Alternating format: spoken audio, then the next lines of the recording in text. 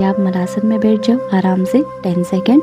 इससे आपका pelvic area active हो जाता है। अब धीरे धीरे आपको 1 बाय 1 अपने नीज को ग्राउंड से टच करना है, जिससे आपके पेल्विक एरिया में ब्लड सर्कुलेशन बढ़ता है और यूट्रस तक सही रक्त प्रवाह होने लगता है, जो पीरियड्स को नियमित रूप से करने में मदद करता है। अब धीरे धीरे अपने दोनों हाथों को अपने पैरों पर रखो और सांस लेते हुए ऊपर उठो, सांस छोड़ते हुए नीचे। इस प्रोसेस को आप कम से कम 20 से 25 सेकेंड जरूर करें। वीडियो अच्छी लगे तो योगा से ग्लो विद सोनाली को सब्सक्राइब करना ना भूलें।